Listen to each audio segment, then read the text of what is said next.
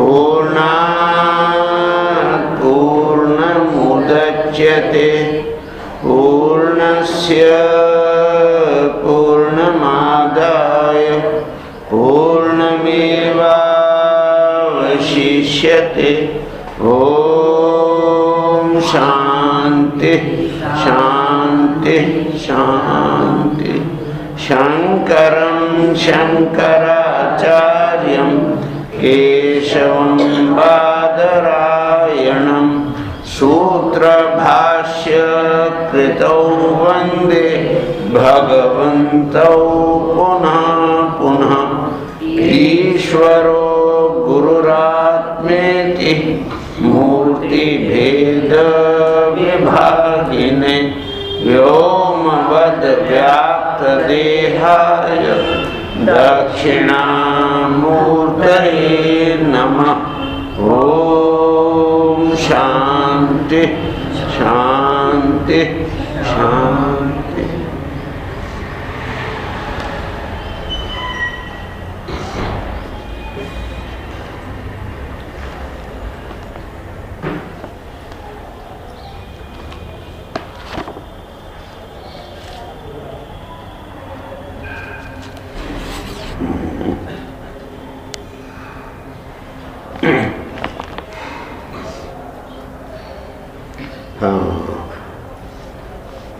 तो ये नामों का प्रवचन चल रहा था।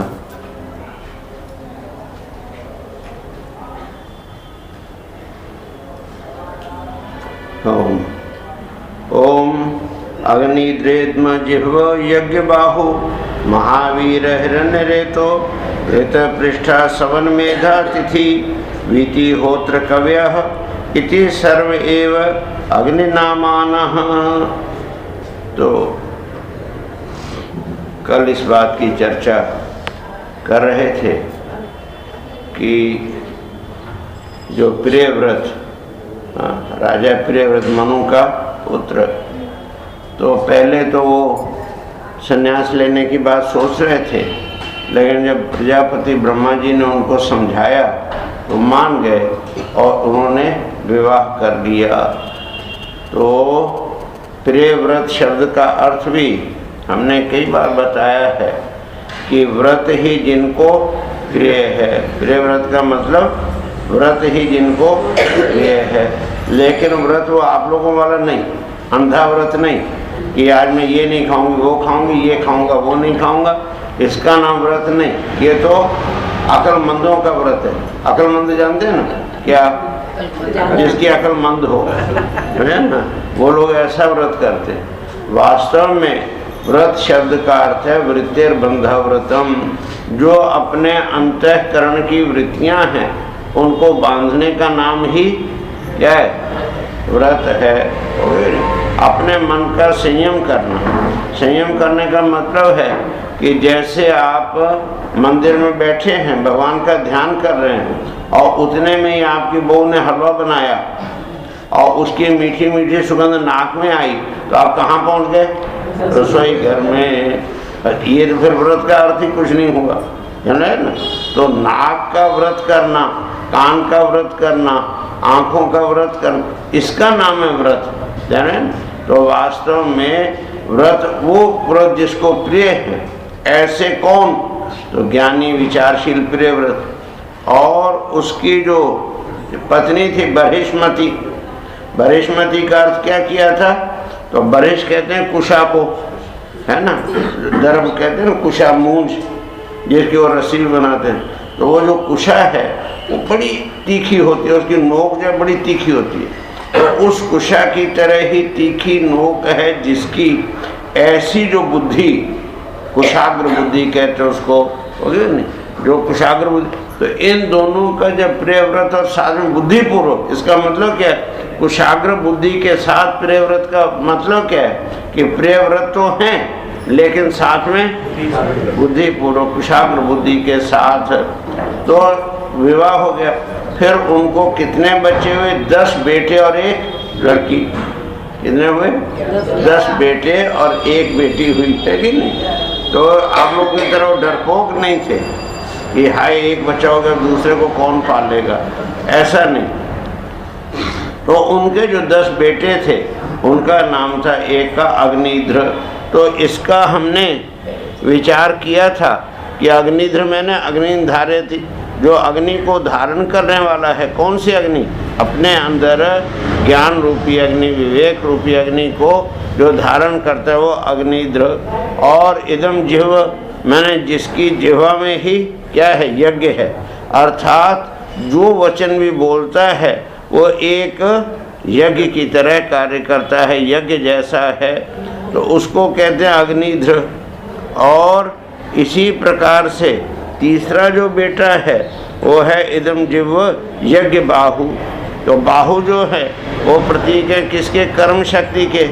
तो जिसके कर्म शक्ति के द्वारा ही जो क्या करता है? यज्ञ करता है, श्रम यज्ञ करता है। इस प्रकार से यज्ञ बाहु। और महावीर, महावीर तो आप लोग जानते ही हैं, है कि नहीं? इस प्रकार से, लेकिन वो वीरता जो है किसी को सताने के लिए नहीं, किसी को डराने के लिए नहीं, बल्कि रक्षा के लिए है। तो ऐसा महावीर।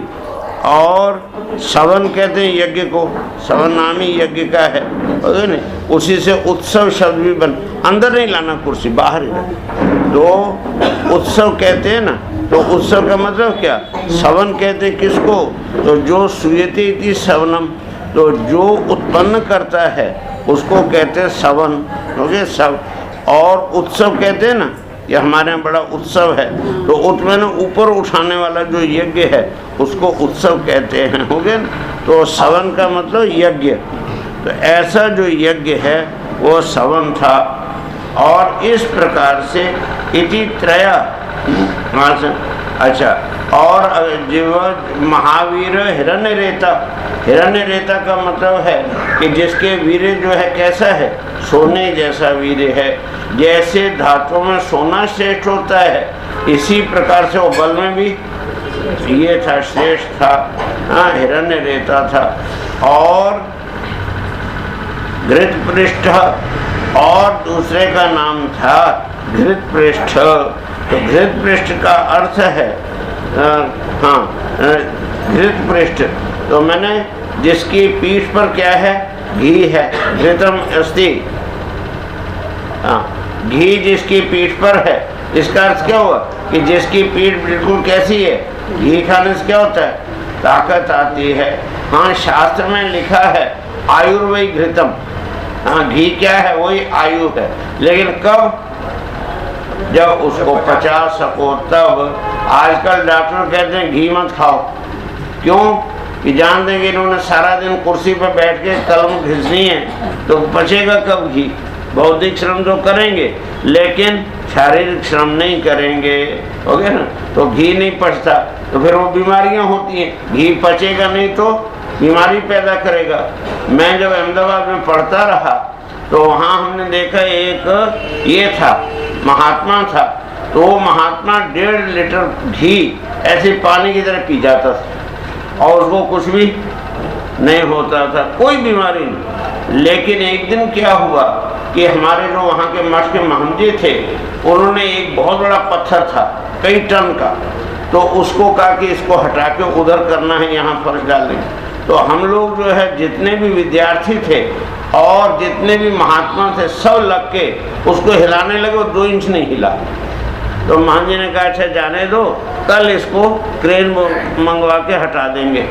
तो ठीक है। तो अगले दिन क्या हुआ कि सुबह उठ के महंजी बाहर निकले, देखा पत्थर वहीं गया, वो दूर आ गए। तो उन्होंने कहा ये किसने किया? अच्छा से पूछा, हम लोगों ने कहा हम लोगों को तो पता ही नहीं। तो फिर उसको बुलाया कि अरे भाई क्या हुआ, ये किसने हटाया? तो वो कहता है महात्मा कि महाराज सुबह मैं संडास जाके आया, मैंने देखा व्यायाम तो करते इसी को हटा के देखो, मैंने घिसते तो जिसको बताओ 30 विद्यार्थी और इतने 20 एक महात्मा मिलके हिला नहीं सके उसको, उसने तो जैसे रामचंद्र जी ने थे ना कि जो जिस धनुष को 300 राजा ने हटा, ऐसे उसने अकेले ने कर दी। तो मतलब क्या हुआ कि वो घी खाता था लेकिन उसको पचाता भी था, हो गया ना। तो ऐसा जो आदमी है उसकी पृष्ठ क्या होती है? पृष्ठ का मतलब पीठ ही नहीं है, पृष्ठ मैंने पीछे का जो जीवन है वो भी कैसा होगा? सुदृढ़ होगा, मजबूत होगा, 100 वर्ष तक उसको पता ही नहीं चलता रहा। तो ऐसी अवस्था में वो घृत पृष्ठ है। और सवन मेधा, और दूसरा जो है इस प्रकार से सवन का तो अर्थ आप समझ ही गए। और कहते हैं मेधा तिथि का जानते हैं? मेधा मैंने बुद्धि भी क्या है? जिसके यहाँ अतिथि है, अतिथि का अर्थ जानते हैं? मेहमान, गेस्ट। तो जो हमेशा बुद्धि को अपना वो नहीं मानता, क्या मानता है? अतिथि मानता है, अर्थात आई हुई, आगंतुक जिसको हम कहते हैं। हाँ, एक होता है स्वाभाविक और एक होता है आगंतुक, आने वाला। तो जो आने वाला है वो जाएगा भी, और जो स्वाभाविक होगा वो कभी नहीं जाएगा। देखो, मोह तो अर्जुन को भी हुआ, और मोह जो था धृतराष्ट्र को भी।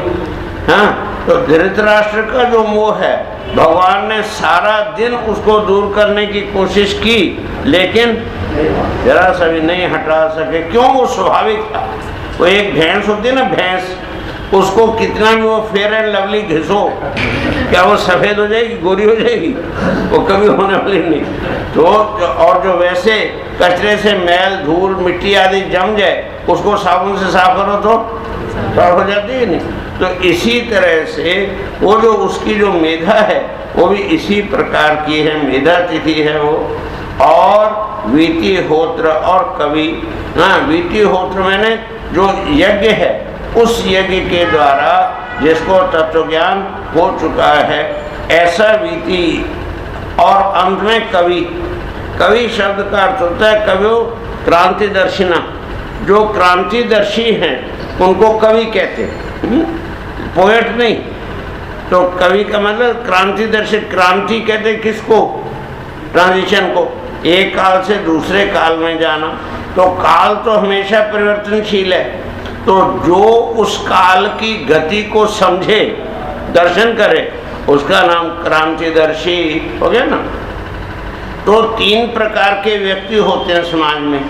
एक वो होते हैं कि जो केवल भूतकाल की चर्चा करते हैं, हमारे समय में ऐसा था, हमारे समय तो रुपए का सेर घी आता था, ऐसे वो अभिमान से कहते हैं जैसे घी बहुत सस्ता था। लेकिन ये पता नहीं कि वो 1 रुपया उस दिन मिलता किसको था। सारा दिन मजदूरी करे तो 2 आने मिलते थे, ठीक है नहीं? तो अब 2 आने मिलेंगे तो घी सेर भर खरीद सकेगा? तो खरीद ही नहीं सकते। और हमारे समय तो इतना चावल था, ऐसा वो था, ऐसा वर्णन करते हैं मानो उस समय सरल था और आज तो नरक है। जबकि आज घी की कीमत क्या है? 200-250 रुपये, और फिर भी लोगों के पास खरीदने की शक्ति है। ध्यान है कि नहीं? तो लेकिन वो लोग केवल भूतकाल ही देखे। जब भी उनसे चर्चा करो तो भूतकाल की चर्चा करेंगे। उनको क्या कहते हैं? बुढ़ा, या उम्र कोई भी हो, वो बुढ़ा। और कुछ लोग ऐसे होते हैं कि जो केवल भविष्य के सपने देखते हैं, ऐसा हो जाएगा, ऐसा कर देंगे, ऐसा कर देंगे, ऐसा करना कुछ नहीं, है ना? उसको क्या कहते हैं? बच्चा, है ना?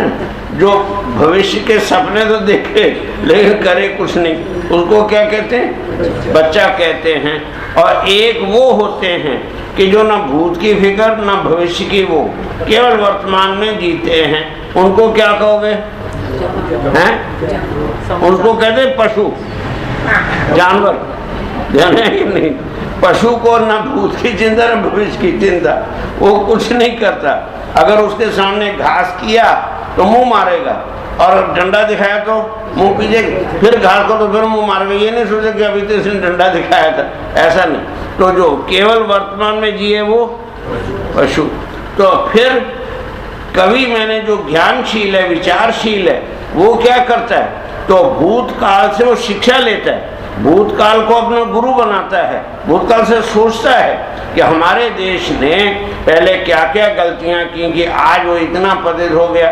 हमारे देश में इतने बड़े बड़े ऋषि हो गए, महर्षि हो गए, योगी हो गए, तपस्वी हो गए, ज्ञानी हो गए, सब कुछ हुआ, लेकिन फिर भी देश गुलाम हो गया। और सीधा एकदम नहीं तो कितने हजार साल गुलाम रहा। क्यों? क्या कमजोरी थी? हम कभी सोचा हमने? और क्या वही बेवकूफ़ी हम आज फिर नहीं कर रहे हैं? आज भी वही तो हो रहा है। तो ऐसी अवस्था में ये जो सोचना है, भूतकाल से क्या लेना चाहिए? शिक्षा लेनी चाहिए। सीखो, वो गुरु है हमारा, भूतकाल हमारा गुरु है और भविष्य हमारा लक्ष्य है। तो उसकी योजना बनाओ और वर्तमान को वर्कशॉप बनाओ, कार्यशाला। तो उसको कहते हैं ज्ञानी, उसको कहते हैं विचारशील, उसको कहते हैं विवेकशील, उसको कहते हैं कवि। ध्यान है कि नहीं? तो भूतकाल से सीखकर भविष्य के लिए योजना बना के वर्तमान में कर्म करे तो वो कवि कहलाता है। उसको कहते हैं त्रिकालदर्शी। हो गया ना? तो तीनों कालों की वो देखता है। और कहते हैं इस प्रकार से ये उन सब के नाम थे। और एक उनकी बेटी थी जिसका नाम था ऊर्जस्वती। क्या नाम था? ऊर्जा तो जानते ही हो, ऊर्जा में एनर्जी, तो एनर्जी से जो भरपूर थी। हाँ, ऐसी जो क्रिया शक्ति है, उस क्रिया शक्ति का नाम ही ऊर्जस्वती है। कन्या भी हुई थी। ये जितने भी नाम हैं बेटों के, ये सब के सब कहते हैं कवि, महावीर और सवन, ये सब नैष्ठिक ब्रह्मचारी बन गए। क्यों? कि ये जितने भी हैं, हाँ, ये जितने भी हैं, ये सब के सब क्या थे? हाँ, वास्तव में जितने भी हैं ये ब्रह्मचारी हुए। इसका मतलब क्या? अग्निद्र मैंने पहले बताया कि अग्नि के ही द्वारा वो जो है यज्ञाग्नि जो है उसी को धारण करने वाला, तो वो तो गृहस्थ में जाएगा नहीं। इसी प्रकार से महावीर और सवन, ये तीनों के तीनों ही ब्रह्मचारी हो गए और नैष्ठिक ब्रह्मचारी बने। उन्होंने जो है बाल्यावस्था से ही आत्मविश्वास से अभ्यास करते हुए अंत में संन्यास आश्रम में प्रवेश कर लिया। उनको कोई रोक नहीं सका। तो मतलब क्या हुआ कि जो प्रियव्रत थे वो संन्यास लेने के लिए तैयार थे, लेकिन सृष्टि की रचना के लिए नारद जी को विरोध करने पर भी वो जो है उन्होंने नहीं माना। और ब्रह्मा जी के समझाने पर विवाह किया था कर्तव्य भावना से। लेकिन ये जो तीन थे, इन तीनों ने तो संन्यास आश्रम ही स्वीकार कर लिया शुरू से ही। और हमारे यहाँ ऐसी परंपरा है कि पहले तो ब्रह्मचारी अगर है तो वो संन्यास ले सकता है। अब गृहस्थ में फंस गया तो फिर नहीं, पत्नी को छोड़ के आवे पाप करे वो नहीं, तो क्या है, हाँ, फिर तो क्रम से ही ले। तो इस तरह से उन्होंने संन्यास आश्रम स्वीकार कर लिया। और ये जो थे ये बाद में महर्षि बन गए। ज्ञान तो था ही, साधन तो थे ही। ये इस प्रकार से साधना करते हुए ये महर्षि बन गए। और संन्यास आश्रम में ही रहते हुए, ये संन्यास आश्रम नहीं वो उस समय का, तो संन्यास यही संन्यास आश्रम की यही ना है। तो इसलिए कहते हैं संन्यास आश्रम में रहते हुए ही क्या किया उन्होंने? अन्य जीवों के समान समस्त जीवों के अधिष्ठान और भवबंधन से डरे हुए लोगों की आश्रय देने वाले भगवान वसुदेव के परम भक्त बन गए।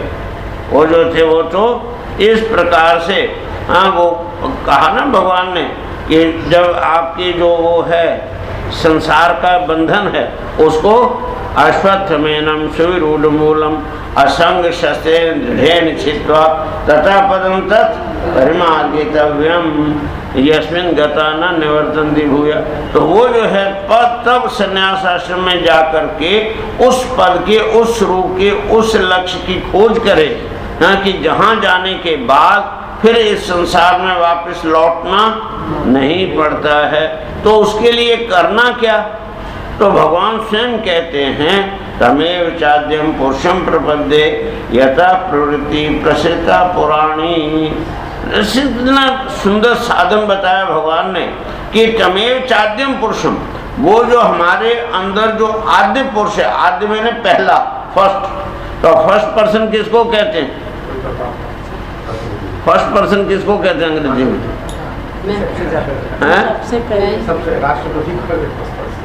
फर्स्ट पर्सन अंग्रेजी में किस? First person, second person, third person नहीं है ग्रामर में। फर्स्ट पर्सन क्या है? मैं। तो उस मैं की खोज करो ना, उस मैं को खोजो ना, वो आद्य पुरुष है। पहला पुरुष क्या है? मैं। तो मैं की खोज करो, अहम की खोज करो, है ना। अब वो अहम है कहाँ? तो यथा प्रवृत्ति प्रसिद्ध पुराण, जिससे ये संपूर्ण प्रवृत्तियां प्रवाहित होती हैं, जो सारी प्रवृत्तियों का मूल है। प्रवृत्ति क्या है आपकी? खाना पीना, सोना, चलना फिरना, सुनना, देखना, सूंघना, ये जो प्रवृत्तियां हैं, इन प्रवृत्तियों का मूल क्या है वो खोजो। तो आंख तुम्हारी क्या करती है? ईमानदारी से आंख देखती है कि आप आंख से देखते हैं? आंख से देखते हैं। तो आंख तो नहीं देखती, ध्यान है कि नहीं? जैसे जो है समझो चश्मा लगाया कि नहीं, तो चश्मा देखता है कि चश्मे से देखती हो? तो चश्मा तो नहीं देखता। चश्मा यहाँ रखा है ये, तो ये देखेगा क्या? चश्मा नहीं देखता। मैं चश्मे से देखता हूँ, हो गया ना। कान क्या करते हैं? कान सुनते नहीं, मैं कान से सुनता हूँ। नाक सूंघती नहीं, मैं नाक से सूंघता हूँ। वाणी बोलती नहीं, मैं वाणी से बोलता हूँ। मन सोचता नहीं, मैं मन से सोचता हूँ। बुद्धि निश्चय नहीं करती, मैं बुद्धि से निश्चय करता हूँ। प्राण चलते नहीं, मुझसे प्राण चलते, होगा कि नहीं? तो इस तरह से विचार करो। तो जितनी भी इंद्रियां हैं वो सब एक दूसरे के विरोधी, कोई किसी की सहायक नहीं। आंख का काम जो है कान नहीं करेगा, कान का नाम काम मुंह नहीं करेगा, मुंह का काम त्वचा नहीं, कोई किसी का काम नहीं करता। सब अपने अपने काम में व्यस्त हैं। लेकिन मैं सबसे काम लेता हूं, तो वो मैं क्या? उस मैं की शोध करो, उसी को कहते हैं आद्य पुरुष।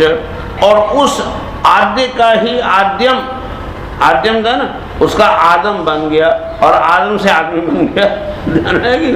तो उसी से एडम भी बन गया। अंग्रेजी में एडम कहो, आदम कहो, आदमी कहो, और जो है आद्य कहो, एक ही अर्थ। तो इसलिए इस बात को कहते हैं कि वो जो है तब उस भवबंधन से जो डरे हुए लोग हैं, उनके डर को दूर करने के लिए, अभय देने के लिए जो परमेश्वर क्या करते हैं, अपने स्वरूप के साक्षात्कार के द्वारा उनको भय मुक्त करते हैं। उन्हीं का वो एकदम चिंतन, उनके चरणाबिंदों का ही चिंतन करने लगे। और इस तरह से चिंतन करते हुए उनको अखंड और श्रेष्ठ भक्ति योग की प्राप्ति हो गई। और उनका अंतःकरण जो था वो एकदम शुद्ध हो गया, निर्मल हो गया। और निर्मल हो गया जब चित्त उनका, तब उसके अंदर श्री भगवान का अंतःकरण में क्या हुआ? आविर्भाव हो गया। आप लोग जन्माष्टमी मनाते हैं, आप लोग अभी थोड़े दिन के बाद ही, कितने दिन बाद? 11 दिन के बाद क्या मनाएंगे? रामनवमी मनाएंगे, हो गया कि नहीं? तो रामनवमी के दिन क्या हुआ था? राम का जन्म। जन्माष्टमी को कहाँ? राम का अयोध्या में। तो उससे हमको क्या मतलब? हाँ, राम का जन्म हुआ था इतने साल पहले, हमको क्या? कृष्ण का जन्म हुआ था 5000 साल पहले, हमको क्या? हमको मनाए जन्माष्टमी। तो वास्तव में ये जो भी उत्सव मनाते हैं, ये हम भगवान के लिए नहीं, अपने लिए मनाते। हाँ, वो थे ना, क्या नाम था उनका, याज्ञवल्क्य, उन्होंने अपनी पत्नी को उपदेश देते हुए कहा था, ना वही पति कामाय पति प्रियो भवति, आत्मस्व कामाय पति प्रियो भवति। अरे भाई, कहते हैं कि पति की कामना से पति प्रिय नहीं होता, आत्मस्व कामाय, अपने लिए ही पति प्रिय है। इसी प्रकार से पत्नी भी अपने लिए। यहाँ तक कि आप जो ईश्वर की भक्ति करते हैं, वो ईश्वर के लिए कि अपने लिए? तो फिर रामनवमी मनाते हो राम के लिए कि अपने लिए? तो क्या है उसका अर्थ? अपने लिए मनाने का मतलब क्या? हमारे हृदय में राम का आविर्भाव हो, हमारे हृदय में राम का अवतार हो, तब तो रामनवमी मनाने का अर्थ है। और नहीं तो फिर क्या अर्थ हुआ? हाँ? अगर आपके हृदय में राम का आविर्भाव नहीं होता तो केवल एक लकीर पीटते रहो, क्या हुआ? सांप गुजर गया और लाठी से लकीर पीटते रहो, उससे फायदा क्या होगा? तो इसलिए अपने अंदर जो है आविर्भाव हो भगवान का, इसके लिए सब। लेकिन भगवान आते हैं कहाँ? गंदे हृदय में आएंगे, मलमूत्र में आएंगे? नहीं, वो आते हैं एकदम पवित्र और शुद्ध हृदय में। इसलिए ये जो तीनों भाई थे, यज्ञनिद्र और कवि और सवन, ये तीनों का अंतःकरण इतना शुद्ध हो गया कि तब उसके अंदर श्री भगवान का आविर्भाव हुआ। और जब आविर्भाव हुआ तब जो इत्यादि जितनी भी उपाधियां थी इनसे वो क्या हो गए? निवृत्त हो गए। आपने सुना है ना, एक वो पांडवों में सबसे जो छोटा वो था, क्या नाम उसका, माद्री का बड़ा बेटा, क्या नाम था उसका? माद्री का बड़ा बेटा, हाँ, ये नकुल नाम का मतलब क्या? नास्ति कुलो यस्य स नकुलः, जिसका कोई कुल नहीं है। कुल का मतलब क्या? आप गर्ग हैं, कोई जो है वो शर्मा है, कोई अग्रवाल है, कोई गुप्ता है, कोई वर्मा है, ये सब जितने भी आपके कुल गोत्र हैं ये कब से हैं आपके साथ? जब से आपका जन्म हुआ, जन्म से हुए ना। लेकिन ये बताओ, जन्म के पहले आप थे तो जन्म हुआ कि जन्म आप नहीं थे तो जन्म हुआ? है ना, जन्म लेने वाले आप तो पहले से थे। और ये शरीर नहीं था, ये तो माँ के पेट में बना, तो बिना शरीर के भी आप थे। शरीर नहीं था लेकिन आप थे, तो मतलब क्या हुआ कि शरीर का परिचय आपका परिचय नहीं है, नहीं, शरीर का परिचय आपका तो ये कुल आपका है कि शरीर का? तो जो शरीर भाव से ऊपर उठ गया उसका कौन सा कुल है? वो क्या हो गया? नकुल हो गया। तो वास्तव में शरीर छोड़ने की जरूरत नहीं, शरीर में से केवल अपनी जो अहम भावना है उसको निकालने की जरूरत है। तो इसलिए कहते हैं कि ये जितनी भी देहादी उपाधि थी इसके निवृत्त हो जाने पर उनको आत्मा के संपूर्ण जीवों के, जो अपनी आत्मा को देख लेता है, वो जितने भी प्राणी मात्र हैं सबकी आत्मा को अपनी आत्मा मानने लगता है। हाँ, यस्व सर्वाणि भूतानि आत्मनेवानुपश्यति सर्वभूतेश्चात्मानं ततो न विजुगुप्सते। कहते हैं जो सबके अंदर अपनी आत्मा को देखता है और अपने अंदर सबकी आत्मा को देखता है, वो फिर क्या हो जाता है? हाँ, कोई उसकी रक्षा की इच्छा नहीं होती, वो जीवन मुक्त हो जाता है, कोई बंधन उसको डरा नहीं सकता। इसलिए ऐसी अवस्था में वो क्या हो गए? हाँ, वो जीवन मुक्त हो गए। इस प्रकार से सबके अंदर वो अपनी आत्मा को देखते हुए प्रत्येक आत्मा में एक ही भाव से जीवात्मा और परमात्मा, ये क्या है? दो हैं कि एक है? एक आकाश है। ये यहाँ हमने क्या किया कि चार दीवारें बनाई, ऊपर एक छत डाल दिया, तो क्या बन गया? कमरा। कमरे के अंदर जो आकाश है उस आकाश को क्या कहेंगे? कमराकाश, हो गया नहीं? अब ये बताओ कि जब वो कमरा बना तो उसके अंदर जो पहले आकाश था वहां, वो बाहर निकल गया क्या? कि वही रहा? वही आकाश तो वही है। और दीवारें तोड़ दी तो फिर वो क्या हो गया? आकाश हो गया। तो महाकाश न कमराकाश हुआ था न महाकाश हुआ था। केवल आपकी बुद्धि कमरे को देख के कमराकाश कहने लग गई और कमरा हट जाने पर महाकाश कहने लग गई। वास्तव में इसी तरह से ये जो कमरा है, कौन सा? शरीर रूपी कमरा, इसके अंदर जो आत्मा है उसको जीवात्मा कहते हैं। और जो सर्वव्यापक सच्चित आनंद स्वरूप परब्रह्म है उसको परमात्मा कहते हैं। लेकिन तत्व दोनों में एक ही है, तत्व दो नहीं। हाँ, वास्तव में देखो, एक बात बताऊं, मैंने एक दिन एक छोटी सी हंडी थी, उससे पूछा कि बहन तुम कौन हो? तो कहते हैं मैं मिट्टी हूँ। ये बोलो उसने सच बोला कि झूठ? सच बोला। और दूसरे दिन मैंने एक इतना बड़ा घड़ा था, उससे पूछा कि भैया तुम कौन हो? तो कहता है मैं मिट्टी हूँ।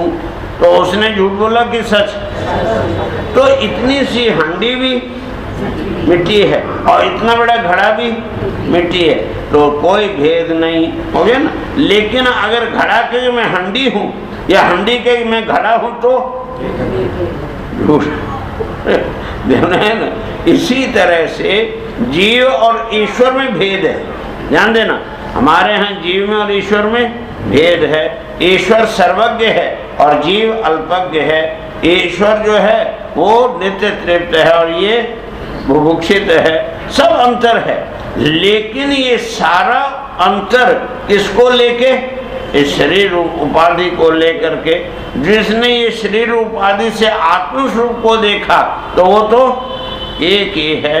इस प्रकार से जीवात्मैक्य, जीव और जीवात्मा और परमात्मा का ऐक्य होना, यही क्या है वास्तव में? तत्व ज्ञान कहलाता है। इसी को जो है तत्व ज्ञान कहते हैं। तो उस तत्व ज्ञान के अंदर उनकी स्थिति हो गई। अब इस बात को कहते हैं कि वो तो उनका हो गया। अन्य सामपि जायम त्रय पुत्रा आसन उत्तमः तामसो रैवता इति मनवंतराधिपतयः। अब इस बात को कहते हैं कि वास्तव में महाराज प्रियव्रत ने एक दूसरा भी विवाह किया था। क्या किया था? दूसरा विवाह किया था।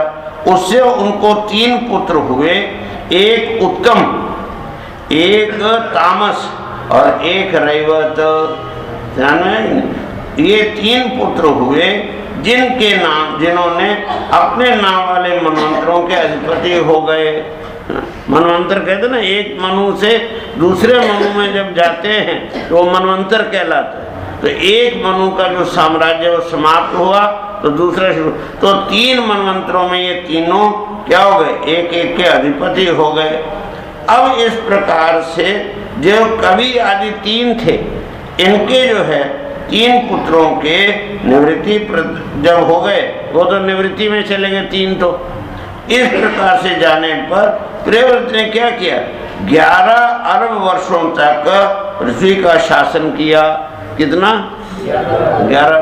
अब यहाँ जो है ना, शब्दा नाम अनेक अर्थ, शब्दों के अनेक अर्थ होते हैं। जैसे कोटि शब्द है तो कोटि का एक अर्थ है करोड़, और एक कोटि का अर्थ है प्रथम कोटि, सेकंड, द्वितीय कोटि, तृतीय कोटि, हाँ, निम्न कोटि, उच्च कोटि कहते हैं नहीं?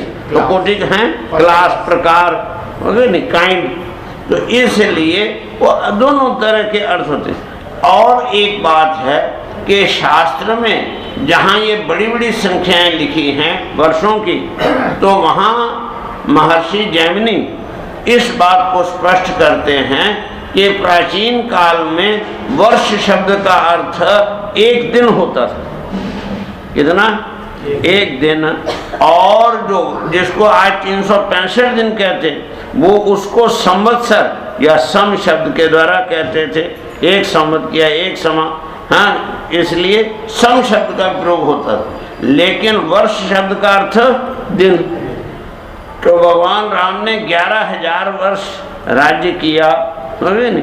तो 11,000 वर्ष के कितना समय हुआ? 37-38 वर्ष हो गए नहीं? तो इस तरह से उतना राज्य कोई बहुत लंबा राज्य नहीं है। तो इस तरह से ये इस बात को कहते हैं कि 11 अरब वर्षों तक शासन किया उन्होंने। और जिस समय जो है वो अखंड पुरुषार्थमयी और वीरशाली भुजाओं से धनुष की डोरी खींचकर टंकार करते थे, उस समय क्या होता था? डर के मारे जितने भी धर्मद्रोही हैं, हाँ, और ये बात याद रखो कि ऐसा कोई समय आज तक नहीं हुआ जब दोनों की सृष्टि साथ में न होती हो।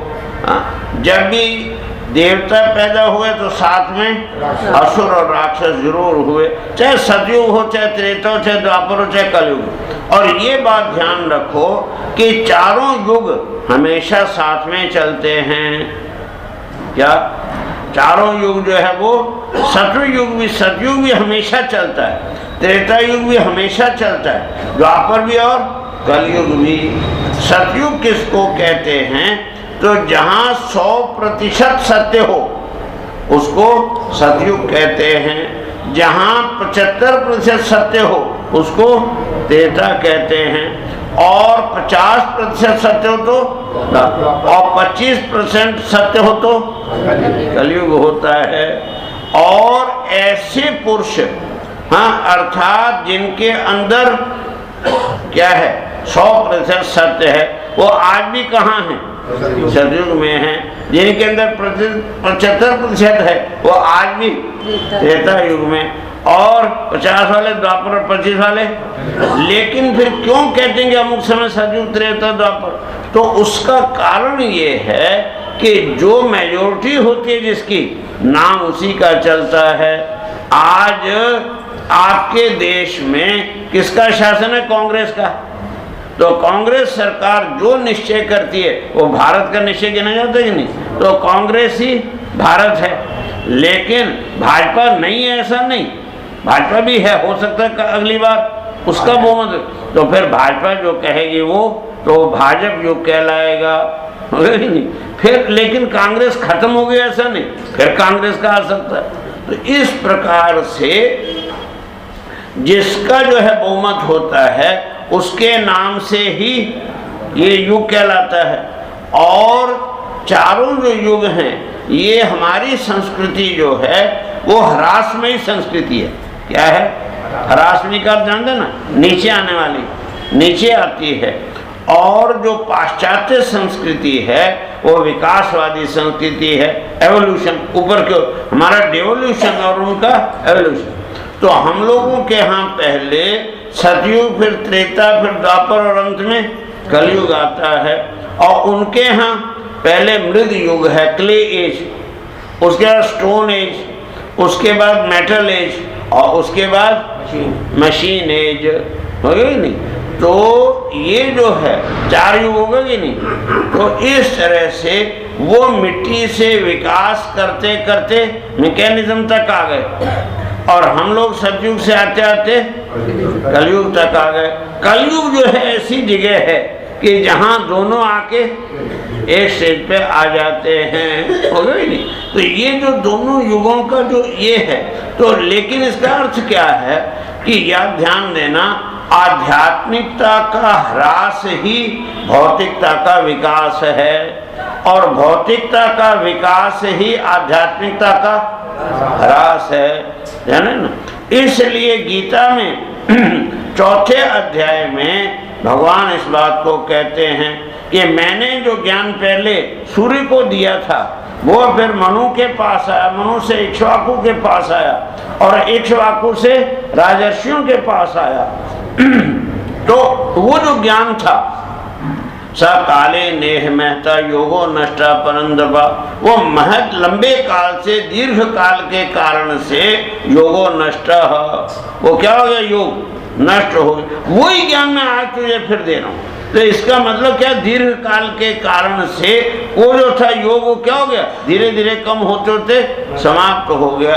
पहले लोग वेद की ऋचाओं को पढ़ते थे, फिर जब ऋचाएं समझ नहीं आई तो फिर उसका ब्राह्मण भाग आ गया, जब ब्राह्मण भाग समझ नहीं आया तो फिर पुराण आ गए, हाँ पुराण नहीं समझ आए तो फिर ये स्मृतियाँ आ गई, स्मृतियाँ नहीं समझ आए तो फिर भाष्य आ गए, भाष्य नहीं समझ आए तो फिर उसका नहीं व्याख्याएं चलने लगी, कमेंट्री चलने लगी, कमेंट्री समझ नहीं आती तो उसका हिंदी अनुवाद करने लगे, और हिंदी अनुवाद की भी हिंदी बदल।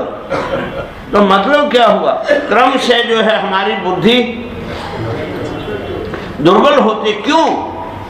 क्योंकि उधर जो भौतिकता है वो विकसित होती जाती है, तो उसके आश्रय लेने से हमारी अपनी बुद्धि मंद हो जाती है।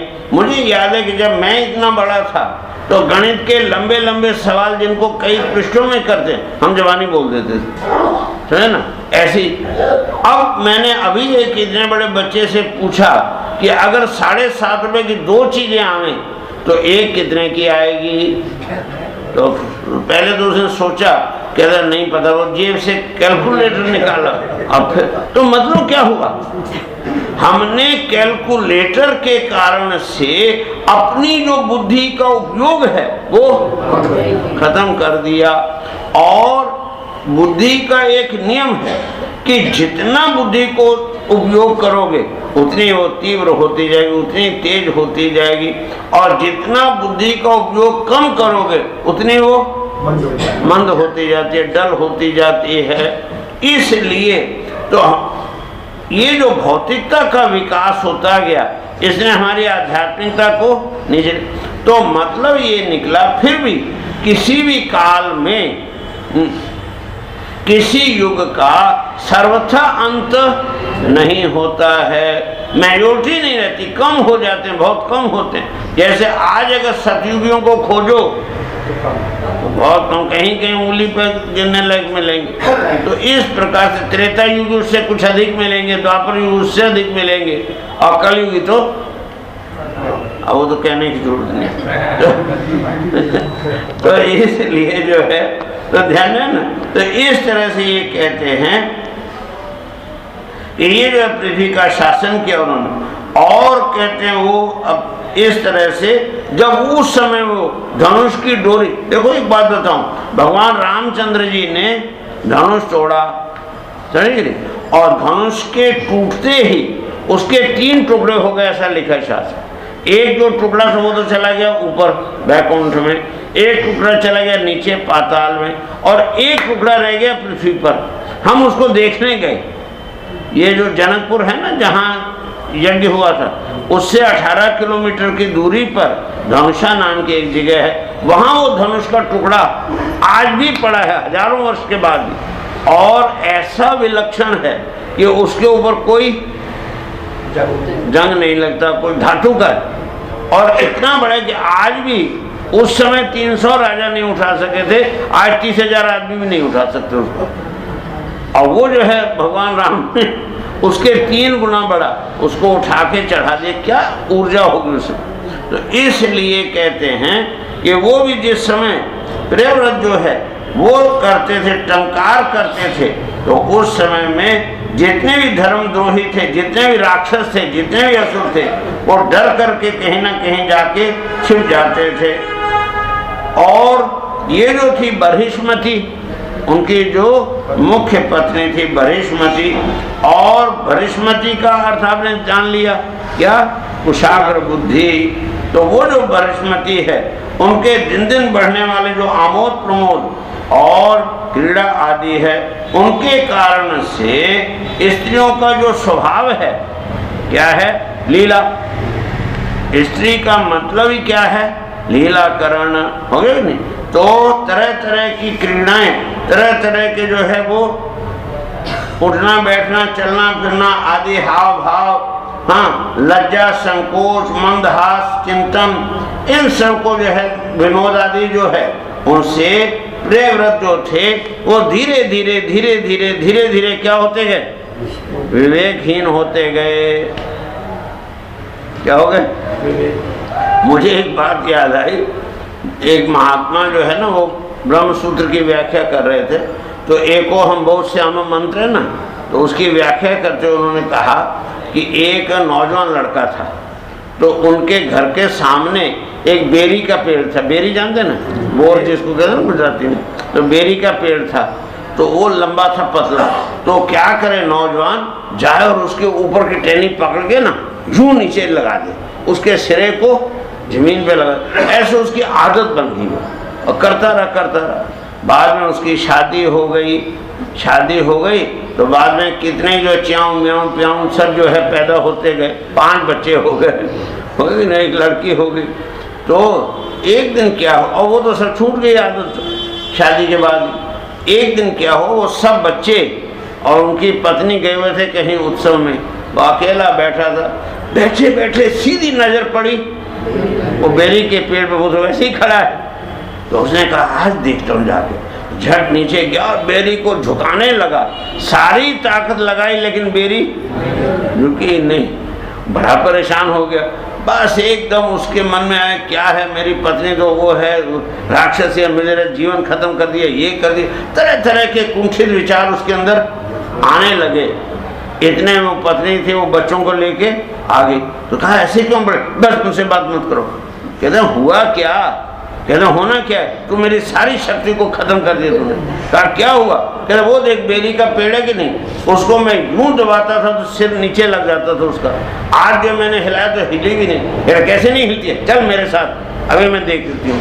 तो गई हो तो कहा पकड़ो बेरी को, तो बेरी को पकड़ के यूं जो किया तो नहीं हिली। उसने कहा चले चाहूँगा पियाऊँ, लटको पपा के उसमें पेड़ सब जो लटके तो उसका सिर नीचे आके। उसने कहा ये सब क्या तुम्हारी शक्ति तो है ही है। तो दूसरों की ध्यान है कि नहीं, तो बच्चे क्या हैं, तुम्हारी शक्ति तो है, तुम्हारी तत्व तो है। तो इसलिए वो कहते हैं इस बात को कि ऐसे जो है स्त्रियों के उसमें पढ़ के धीरे धीरे उसकी भी जो ज्ञान शक्ति वो तो थी बहिष्मती, लेकिन उसके वो बहिष्मती बुद्धि लगेगी किधर? तो पहले तो विवेक आदि में, लेकिन धीरे धीरे धीरे धीरे क्या होती गई, जो जो उम्र बढ़ती गई तो वो आमोद प्रमोद में पड़ती गई। और उसका परिणाम ये हुआ कि वो जो था राजा वो भी उसके पीछे पड़ के और विवेकहीन हो गया। वो जो राजा था वो भी विवेकहीन हो गया और इस तरह से वो आत्मविस्मृति से युक्त होकर के भोगों को भोगने लगा।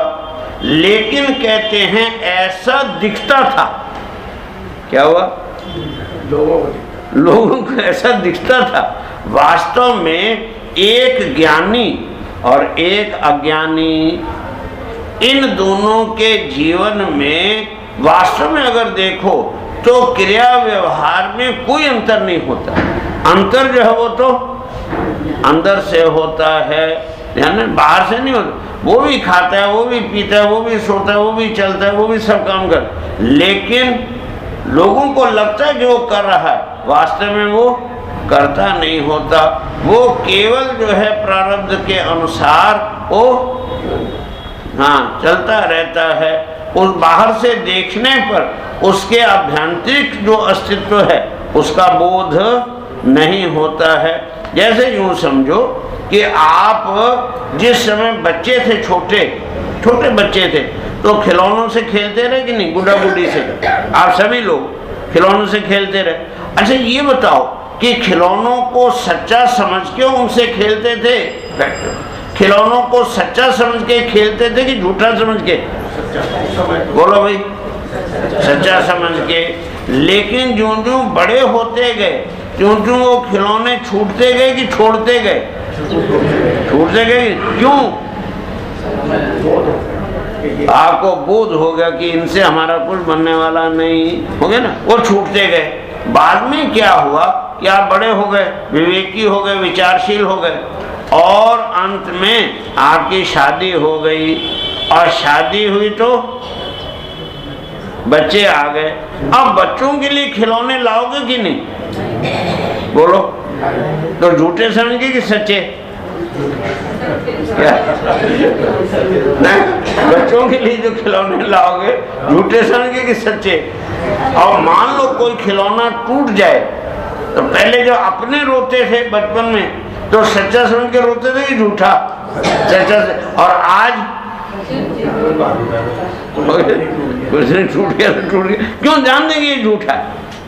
तो इसी तरह से खिलौने आप बचपन में भी लाते थे और खिलौने आज आप फिर लाते हैं, लेकिन पहले सच्चा समझ के व्यवहार करते थे और रोते भी थे तो सच्चा, और आज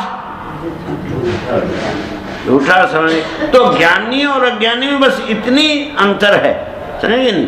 वो व्यवहार तो सब करता है, जैसा जैसा शास्त्रीय है सब करेगा, लेकिन करते हुए भी वो अकर्ता रहता है, वो किसी से लिप्त नहीं होता। लिप्त होने का तो आप जानते, चिपकना। तो जैसे एक नाटक में पात्र अपने पात्र के साथ चिपकता नहीं, रावण का अभिनय करने वाला कभी अपने आप को रावण नहीं समझता, राम का अभिनय करने वाला कभी अपने आप को राम, क्यों? उस पात्र का चिपका नहीं, वो जो उसका नाम है वही रहेगा, नहीं? तो ऐसी अवस्था में वो जो है उसका उसके ऊपर कोई असर नहीं लगता। रावण बन के अगर वो राम को गालियां भी दे तो उसको पाप नहीं लगेगा, तो क्यों? पात्र नाटक। तो नाटक में और वास्तविकता में क्या अंतर है? नाटक में जो पात्र है, सच्ची बात है, मैंने एक बार देखा जब मैं इतना बड़ा था तो माँ बाप के साथ एक नाटक देखने के लिए चला गया और वो बड़ा हॉल था, हाउसफुल, 1000 आदमी उसमें बैठा हुए, एकदम हाउसफुल। और जब पर्दा हटा तो एक पति पत्नी उसमें डांस कर रहे थे। तो डांस करते करते अचानक जो पति था उसका पैर फिसल गया और धड़ाम से नीचे गिरा और गिरते उसके प्राण पखेरु उड़ गए। और वो जो उसकी पत्नी है वो करुण क्रंदन करने लगी, स्यापा पीटने लगी, सिर के बाल नोच नोच के उसने वहां ढेर लगा दिया, कपड़े फाड़ दिए और जो है रुमाल से वो आंसू पूंछते पूंछते रुमाल भीग गया। इतना विलाप किया, इतना करुण क्रंदन किया कि वो जो 1000 आदमी सामने बैठे थे सब के सब रोने लगे। जाने? अब प्रश्न ये है कि इतना रोते और रुलाते हुए भी क्या वो जो थी पत्नी बनी हुई वो दुखी थी कि नहीं? दुखी नहीं थी। क्यों? वो जानती थी कि ये मेरा पति नहीं है और ये मरा भी नहीं। जो ही नाटक पूरा होगा अर्थात आगे पर्दा गिरा, दोनों उठ के भागेंगे और फिर कहेंगे देखा आज मैं कितना बढ़िया रोई। आप बढ़िया रो सकते हो? बोलो, म्यूजिक के साथ रो सकते हो? नहीं रो सकते। अच्छा, तो वो तो रो रही थी, क्यों? वो जानती थी कि ये नाटक है, नाटक जानती थी। अच्छा, वो जो 1000 आदमी सामने बैठे थे वो भी नाटक देखने गए थे ना, टिकट लेकर के गए थे, नाटक देखने गए थे और उनको इस बात का पता था कि नाटक में कोई पति पत्नी नहीं होता। उनको ये भी पता था कि नाटक में कोई सच में मरता नहीं। फिर वो किसके लिए रो रहे थे? उनका कौन मर गया था? हैं?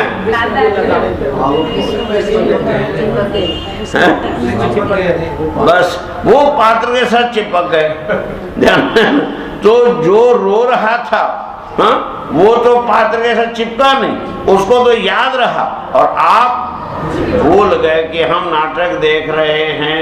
और किसी भी नाटक की सबसे बड़ी सफलता ये है कि वो आपको भुला दे कि आप नाटक देख रहे हैं, तो उसमें वो सफल रहे। लेकिन हम बुद्धू बन गए कि नहीं? तो ऐसे बुद्धू बनने वाले जो हैं, मैं नहीं कहता हूँ आगे बात जाने तो, तो वो जो है इसलिए कहते हैं। तो वो जो थे प्रियव्रत वो अंदर से तो तत्वज्ञानी थे, आत्मज्ञानी थे, वो अपने स्वरूप में स्थित थे, लेकिन व्यवहार वो ऐसा करते थे कि जैसे वो अज्ञान। वो जो है गूढ़ा मूढ़ भी ये थे। हाँ, भागवत में पहले आ चुका इस बात को कहा कि गूढ़ा मूढ़ भी ये थे। गूढ़ है वो, गूढ़ मैंने अपने स्वरूप में छिपा हुआ, अपने स्वरूप में तल्लीन है, लेकिन दूसरों को वो मूढ़ सा लगता है, जड़ सा लगता है। भरत के विषय में आप जानते हैं। तो इसलिए ऐसी अवस्था में वो तो जो है उसमें किसी भी प्रकार से उसमें आसक्त थे ही नहीं। इस तरह से यावद भाष्यति सुरगिरि मनु परिक्रमण भगवान आदित्यो वृद्ध तलम अर्धे नय तपत्यर्थेन अवच्छादयति तदा ही भगवतो उपासनोचित अति पुरुष प्रभावः तद अनभिनंदन समजवेन रथेन ज्योतिर्मयन रजनीमपि दिनम करिष्यामि इति शब्द कृत्वा तरणीम अनुपर्यक्रामत द्वितीय एव पतंगः। अब जो है कहते हैं कि इस तरह से उनका जीवन चल रहा था। एक बार एक विचित्र घटना हो गई। क्या हुई? एक विचित्र घटना हुई। तो वो जो है जो सुमेरु पर्वत है, भगवान सूर्य सुमेरु की परिक्रमा करते हैं। हाँ, सूर्य जो है ना वो सुमेरु पर्वत की क्या करते, परिक्रमा करते हैं। तो इस तरह से परिक्रमा जो वो करते हुए और लोक आलोक पर्यंत पृथ्वी के जितने भी भाग थे उनको जो सामने आता है उसको वो पृथ्वी को आलोकित भी करते हैं। इस तरह से वो जो है प्रकाश से आलोकित रहता है और आधा भाग जो दूसरी साइड है वो अंधेरा रहता है। जब अमेरिका में दोपहर होती है तब यहाँ आधी रात होती है और यहाँ जब दिन होता है तो वहाँ अमेरिका में रात होती है, हो गई नहीं। इस प्रकार से जो है ये जो है प्रियव्रत जी उनके ध्यान में है कि ये उचित नहीं है, बल्कि क्या होना चाहिए, सारी पृथ्वी पर एक साथ ही प्रकाश होना चाहिए और एक साथ ही अंधकार होना चाहिए, सब साथ में चले ना। तो ऐसा सोच के उनका कुछ करना चाहिए। तो सोचने लगे और सोचने में टाइम तो लगता ही है। तो उन्होंने कहा फिर आज तो क्या करेंगे वो पता नहीं चलेगा, तो कल उसकी चर्चा करेंगे क्या करना है।